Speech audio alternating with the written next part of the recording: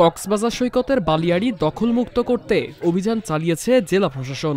আজ দুপুরে সৈকতের সুগন্ধা পয়েন্ট এলাকায় এই অভিযান পরিচালিত হয়। উচ্ছেদ কার্যক্রমে সেনাবাহিনী, র্যাব ও পুলিশের বিপুল সংখ্যক সদস্য মোতায়েন ছিল।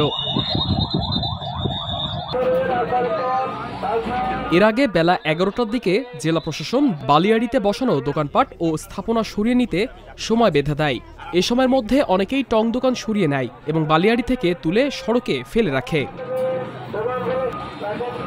জেলা প্রশাসন জানায়, পরিবেশ, বন ও জলবায়ু পরিবর্তন মন্ত্রণালয়ের নির্দেশে সৈকতের পরিবেশ সংকটাপন্ন এলাকা থেকে সব স্থাপনা উচ্ছেদের সিদ্ধান্ত নেওয়া হয়েছে। ট্যুরিস্ট পুলিশের কক্সবাজার অঞ্চলের প্রধান অতিরিক্ত ডিআইজি আপেল মাহমুদ জানান, বালিয়াড়ি দখলমুক্ত রাখতে প্রশাসন কঠোর অবস্থানে থাকবে।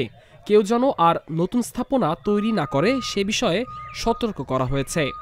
আজকে এই যারা নতুন ঘর করেছে তারা যেন গতকালকের মধ্যে চলে যায়, কিন্তু তারা গতকালকের মধ্যে যায় নাই। তারপর আজকে আমরা 2টা পর্যন্ত সময় দিয়েছিলাম, তারপরেও তারা যায় নাই। না যাওয়ার ফলে তাদেরকে জোরপূর্বক এখান থেকে বালির থেকে সরিয়ে দেওয়া হয়েছে। তারা সরিয়ে দেওয়ার পরে তারা এখানে এই বাগানের মধ্যে এসে দোকান রেখেছিল, সেখান থেকে সরিয়েছি। সেখান থেকে সরানোর পরে রাস্তার মধ্যে এসে রেখেছে, তো আমরা রাস্তা থেকে আমরা ভেঙে দিয়েছি এবং তারা বলেছে আধা ঘন্টা সময় দেওয়ার জন্য তারা রাস্তা খালি করে দেবে।